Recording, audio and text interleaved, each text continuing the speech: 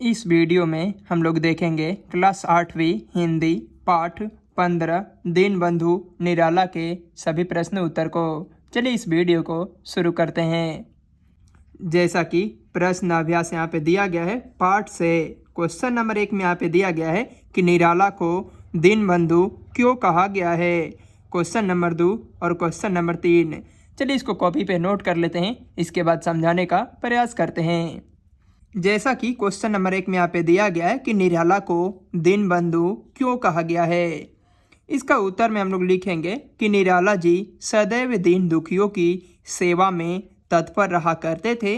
गरीबों को स्वजन की तरह स्नेहपूर्वक मदद करना उनको प्रकृति की ओर से प्राप्त करना था।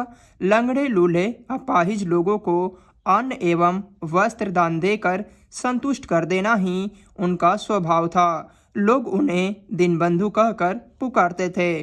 जो व्यक्ति दीन दुखियों पीड़ितों के पास जा जाकर मदद करता हो, क्या वह मानव भगवान दीनबंधु के समान दीनबंधु कहलाने का अधिकार नहीं है। उपयुक्त अपने विशिष्ट गुणों के कारण ही दीनबंधु कहा गया है। क्वेश्चन नंबर 2 में यहाँ पे दिया गया है कि निराला संबंधी बातें लोगों को अतिरंजित क्यों जान पड़ती है। इसका उत्तर में हम लोग लिखेंगे कि याचकों के लिए कल्पतरु होना, मित्रों के लिए मुक्त हस्त दोस्त परस्त होना, मित्रों और अतिथियों के स्वागत सत्कार में अद्वितीय हौसला दिखाने वाले लंगड़े लूले अंधे दिन जनों को खोज खोज कर मदद देने वाले निराला संबंधी बातें लोगों को अतिरंजित जान पड़ती है। उपयुक्त गुणों का होना आसान नहीं है। धनी लोग तो बहुत होते हैं, लेकिन निराला जिस भाव से मदद दीन दुखियों को करते हैं, ये बात आम लोगों को अतिरंजित करने वाला है। क्वेश्चन नंबर 3 में यहाँ पे दिया गया है कि निम्न पंक्तियों का भाव स्पष्ट करें। क्वेश्चन नंबर का जो रहीम दीनहि लखै दीनबंधु सम होए। इसका उत्तर में हम लोग लिखेंगे कि जो व्यक्ति गरीबों को देखता है, उसको मदद देता है, वह व्यक्ति दीनबंधु भगवान की तरह हो जाता है। क्वेश्चन नंबर 6 में यहाँ पे दिया गया है कि पुण्यशील के पास सब विभूतियाँ आप ही आप आती है। इसका अर्थ में हम लोग लिखेंगे कि जो व्यक्ति पुण्यशील होते हैं, जो उदार प्रवृत्ति के लोग होते हैं, उनके पास सब प्रकार की विभूतियाँ स्वयं पहुँच जाती है। अर्थात पुण्य आत्मा के भगवान को पुण्य करने के लिए सब कुछ दे देते हैं।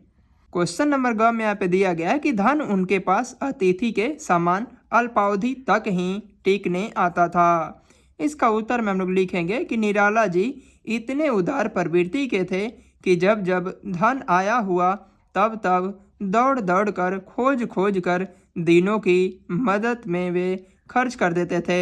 इसीलिए आज का आया पैसा आज ही खत्म कर देना उनका स्वभाव था। इसीलिए कहा जा सकता है कि धन उनके पास कम समय तक ही टिक पाता था। इस प्रकार हम लोगों ने क्वेश्चन नंबर 1, क्वेश्चन नंबर 2 और क्वेश्चन नंबर 3 को देख लिए हैं। अब देखेंगे व्याकरण के कुछ क्वेश्चन को।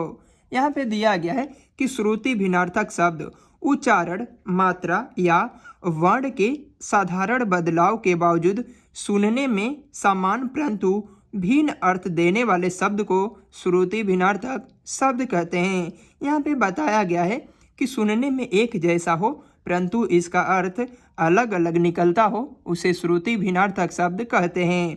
जैसे में यहाँ पे दिया गया कि दिन, अगर दिन में मात्रा इस साइड का रहेगा तो इसका अर्थ होता है दिवस, लेकिन दिन में अगर आगे का मंत्र रहता है दिन तो इसका अर्थ हो जाता है गरीब। निम्नलिखित श्रुति भिन्नार्थक शब्द का अर्थ लिखिए। जैसा कि कुछ यहाँ पे श्रुति भिन्नार्थक शब्द दिया गया है, इसका उत्तर हम लोग लिख लिए हैं। 1 नंबर में यहाँ पे दिया गया है सम्मान। सम्मान का अर्थ होता है बराबर। अगर इसी सम्मान को इस तरह लिखा जाए सम्मान, तो इसका अर्थ होता है प्रतिष्ठा। 2 नंबर में दिया गया है केवल। केवल का अर्थ होता है एक ही। कैवल्य का अर्थ होता है एक का, एकता का भाव। नंबर 3 में यहाँ पे दिया गया है वन। वन का अर्थ होता है बनना। और 2 नंबर में यहाँ पे दिया गया वन। वन का अर्थ होता है जंगल। 4 नंबर में यहाँ पे दिया गया है भगवान। भगवान का अर्थ होता है ईश्वर। और भाग्यवान का अर्थ होता है भाग्यशाली। यहाँ पे 5 नंबर में दिया गया है छात्र। छात्र का अर्थ होता है विद्यार्थी। जबकि छत्र का अर्थ होता है छाता। 6 नंबर में यहाँ पे दिया गया अन्य। अन्य का अर्थ होता है दूसरा और अन्न का अर्थ होता है भोजन का अन्न। 7 नंबर में दिया गया है यहाँ पे द्रव्य। द्रव्य का अर्थ होता है धन या पैसा और द्रव का अर्थ होता है तरल पदार्थ। 8 नंबर में यहाँ पे दिया गया है जगत। जगत का अर्थ होता है संसार, लेकिन इस जगत का अर्थ होता है कुएं के चारों ओर बने चबूतरा। 9 नंबर पे दिया गया है अवधि। अवधि का अर्थ होता है भाषा, लेकिन अगर इसी अवधि को इस तरीके से लिखा जाए तो उसका अर्थ होता है समय। यहाँ पे 9 नंबर में दिया गया कि क्रम, एक के बाद एक। अकर्म का अर्थ होता है कार्य। 10 नंबर पे यहाँ पे दिया गया आदि। आदि का अर्थ होता है इत्यादि, लेकिन इसी आदि को अगर इस तरीके से लिखा जाए तो इसका अर्थ हो जाएगा खाने की एक वस्तु। यहाँ पे 12 नंबर में दिया गया चिंता। चिंता का अर्थ होता है सोचना और चिता का अर्थ होता है मृतक को जलाने वाला शमशान। इस प्रकार हम लोगों ने श्रुति भिन्नार्थक शब्द को देख लिए। अब देखेंगे अनेकार्थक शब्द। कुछ ऐसे शब्द प्रयोग में आते हैं जिनके अनेक अर्थ होते हैं, प्रसंगानुसार इनके अर्थ भिन्न भिन्न हो जाते हैं। जैसे नाना, मेरे नाना जी नाना प्रकार के खिलौने लाए हैं। नाना माँ के पिता। विभिन्न शब्द। आम, आम इन दिनों में इतने महंगे हैं कि आम आदमी के लिए खरीदना मुश्किल है। आम एक प्रकार का फल है और साधारण। पानी, उचित समय पर अगर निगम ने पानी उपलब्ध कराकर नगरवासियों की पानी बचा ली। पानी मतलब पानी का अर्थ होता है जल और इज्जत बचा ली। फल, फल एक नियमित सेवन करने से शरीर पर सकारात्मक फल पड़ता है। फल पेड़ का एक अंग होता है, यानी परिणाम। दी गई जानकारी के आधार पर निम्नलिखित शब्दों का वाक्य में इस प्रकार प्रयोग कीजिए कि एक से अधिक अर्थ स्पष्ट हो जाए। 1 नंबर में यहाँ पे दिया गया मन, इस पर वाक्य बनाना है।